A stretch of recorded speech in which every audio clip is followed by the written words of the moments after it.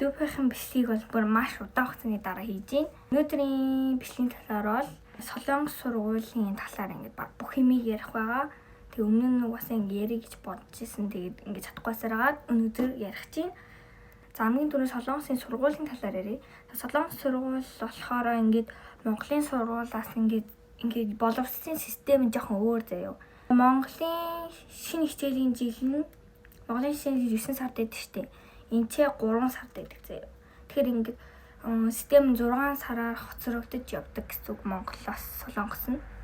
Тэгээ Монголд ч ингээд 4 улиралдаа ингээд дандаа ингээд амардаг шүү дээ. 3 сар амараад тэнгууд энэ ч өвөл 1 сараас 3 сар хүртэл ингээд 1-2 сар амардаг. Тэгээ 107 сараас 8 сар хүртэл ингээд бас 1 сар амардаг. За ер нь дийлэнх сургууль бүгд 9 цагаас эхэлдэг. Тэгээд 8:40-оос эхэлдэг сургууль хүртэл байдгийн билэг. Тэгээд хичээлийн цаг нь болохоор ингээд бага сургууль болохоор 2-3 гэд харцдаг. Дунд сургууль болохоор 3-4 гэд харддаг. Тэгээд ахлах сургууль болохоор 4-5 гэд харцдаг. Тэгээд ингээд сургууль дээр нь ингээд номон дээр байгаа юмыг л ингээд хөнгөн заагаа явдаг. Тэгээд нэг амар даалгавар гэдэг хан байхгүй. Тэгтээ ер нь энтхийн дийлэнх хүүхдүүд ингээд давталганд явдаг. Тэгээд давталганаас нь ингээд айгүй их даалгавар энэ төр өгдөг юм шиг үлээ. Тэгээ хичээлийн 2 улиралтай болохоор ингээд нэг улиралдаа ингээд 2 шалгалттай. Тэгээ ер нь нэг жилдээ ингээд 4 том шалгалттай байдаг байхгүй юу? Тэгээд чунгангуса, кимаргуса гэд байдаг. Миний хувьд бол би дунд сургуулийн 1-р ангидаа Солонгост ирээд тэгээ ямар ч хэлэхгүй шууд Солонгос дээрээ сургууль дээр ингээд хэлмэлээ сураад гэрээрээ сураад ингээд явсан байгаа. Солонгос хэл яаж сурсан бэ гэдэг. Тэгээд хүн бүрийн сурах арга өөр. Тэгээд сурахад бол хамгийн чухал юм нь үг маш чийлэх хэрэгтэй. Тэгээд дунд сургууль болохоор ер нь ингээд таагаар явж байгаад ахлах сургуульд орох маш ингээд чухал үе шат гэсэн. Ахлах сургууль, энгийн сургууль ингээд юм онцгой ямар нэг юм хийдэг сургууль гэдэг ийм хоёр төрлийн ахлах сургуулиуд байгаа. Ерөнхийдөө бол энгийн сургууль нь зүгээр энгийн дээд сургууль руу, их сургууль руу явуулах зорилттой тиймэрхүү энгийн сургууль байгаа. Нөгөө сургууль нь болохоор ингээм мэрэгчлэр тал руугаа амар зөвлөдөг тийм. Тэгэхэд бол баг монголоор бол баг коллежтэй төстэй гэсэн үг. За ер нь товчхоноор хэлэх юм бол би мэрэгжлийн сургууль руу ямаар байвал өргөдлөө бичнэ штэ. Ахлах сургуульд орох өргөдөл бол ингээд 1 2 3 4 ингээд дараалтайд тэгээ би нэгтгэхтэрээ би хамгийн их явахыг хүсэж байгаа сургуулаа бичээд энэ сургуулиас хасагдаад тэнцээгүй бол дараагийн сургууль руу явах байхгүй. Энээрээ хасагдах юм бол дараагийн сургууль ингээд би мэрэгжлийн сургууль руу ормоор байвал мэрэгжлийн сургуулийн өргөдлөө ингээд багш нь явуулаад мэрэгжлийн сургууль нь ярилцлага өгч ордог. Ярилцлагандаа тэнцээгүй бол би шууд дараагийн сургууль руу явна гэсэн. Дараагийн сургууль нь энгийн сургууль ч юм уу ахаад өөр мэрэгжлийн сургууль ч гэж болно. Дараагийн сургуулиас ямар сургууль вэ гэдгийг сонгох хэрэгтэй учраас сайн бодож энэ дараалалаар юм бичих хэрэгтэй. Тэг би fashion design гэдэг тал руугаа тийм анги руу явсан байгаа.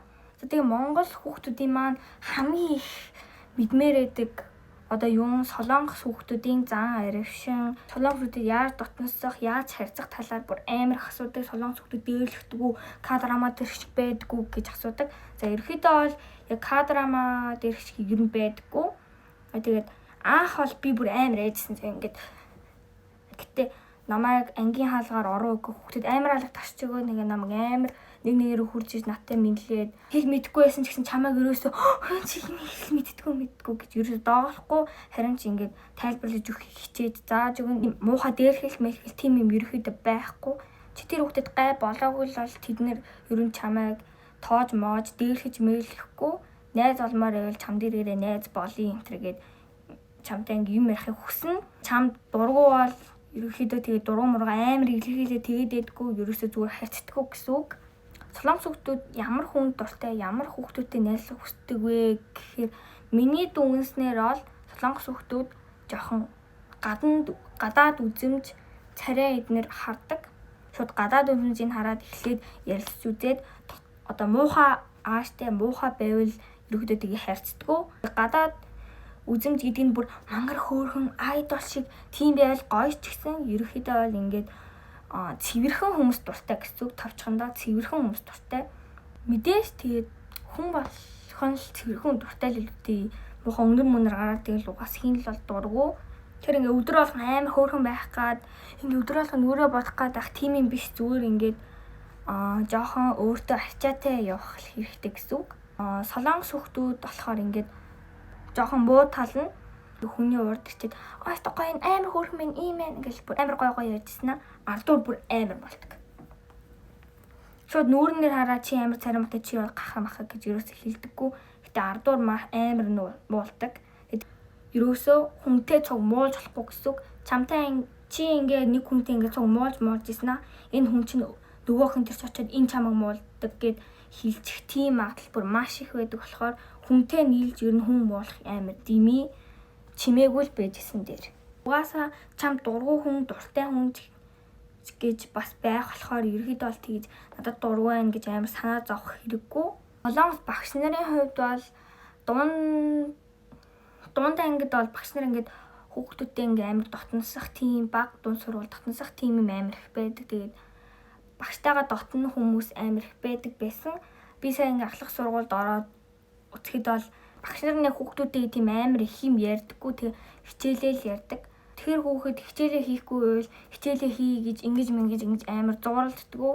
Зүгээр хайчдаг тэр хүүхэд хичээлээ хийхгүй бол хичээлээ хийхгүй гэж ойлгоцтой. Чи хичээлээ хийгээд амар ятгаж матгаж зуурдаг багш нар байдаг ч гэсэн дийлэнх хувь нь ерөөдөө тийм тоодгүй багш нар их байдаг. Солонгост бол тийм амар ингэ зодож молдож дэглэхдэг юм байхгүй. Гэтэ мерсер ингээд онлайн хүчирхийлэл гэсэн маягийн юм тийм байдаг. Одоо ингээд Ask Angel миллионы тиймэрхүү юмнуудаар ингээд доромжилдаг тиймэрхүү юмуд байдаг. Тэр охин тэдрийг уншаад багштай хэлмээр багш нь шууд одоо энэ нууц одоо тэр чинь нөгөө нууцаар ингээд нэр нь нууцлагдсан байдаг шүү дээ. Тэгвэл шууд тэр нэр нь нууцлагдсан байх хүмүүсийг ингээд олж малаад бүх хүүхдүүдийн утсыг нэг нэгээр шалгаж яваад хэрэгтнүүдийг ингээд олдог. Онлайнаар ч гэсэн хүнд доромжлох хэрэггүй гэсэн үг. Солонгос сургууль эхний жилдээ ингээд нэг өөр анги, хоёр дахь жилдээ ингээд одоо манай анги 1-р анги л гэж бодоход 1-ээс 8 дугаар ангийнхны ингээд холиод ингээд бас ингээд өөр анги. Энд дээр бас дахиад хүүхдүүд холиод ингээд болохоор шууд хажуу талын ангийн хүүхдүүд мэддэг хөгцөндөө болоод ийшээс мэддэг хөгцөндөө болоод манай ангиас гадна өөр ангийн хүүхдүүдийг мэдэх бараг жил бүр өөр шинэ хүүхдүүдтэй найзалж ийн гэсэн үг. Солонгост одоо ирээ сурах жагаа бол бага сургуулийн одоо бараг төгсөх анги мөсөл шууд дунд сургуультай ирсэн зүгээр гэж боддог. Яагаад гэвэл шууд бага ангитай ирчих юм бол шууд солонгос хэлнээс сураад тэгээд ерөөдөө монгол хэлээ мартах тохиолдол амар их байдаг. Тэгэхээр монгол хэлээ жоохон сайн сурж агаад дунд сургуулиас солонгост ирэх юм бол дунд сургуулийн 3 жилдээ солонгос хэлээ сайн сурж агаад ахлах сургуультай хичээлээ ингээд сайн хийж агаад их сургууль руу ороход маш зүгээр гэж боддог. Шууд манай монголч чинь болохоор ингээд бүх улсын сургуулийнхаа форм нь адилхан байдаг шүү дээ. Одоо хувийн сургууль биш л бол форм бүгдээ адилхан байдаг. Гэтэ энэ ч болохоор бүр сургууль болгоно нь өөр формтой байдаг. Бага ангид бол ерөөсөө форм өмсдөг. Дунд сургуулиасаа ингээ форм өмсөж явдаг байхгүй юу? Тэгээд хажуу талын сургууль өөр формтой, манай сургууль өөр формтой. Тэг ингээд зарим хүүхдүүд шууд формоор нь тэр сургууль юм байна гэж харж болохоор тиймэрхүү байдаг. Формны хувьд бол 4 товц биеийн тамирын хувцас гэж байдаг. Өвлийн 4 товц, зуны 4 товцос, өвлийн биеийн тамирын хувцас, зуны биеийн тамирын хувцас гэж байгаа. Охтууд болохоор өмд ч өмсч болно, юб ч өмсч болно. Чөлөөтэй байдаг сонгож болдог.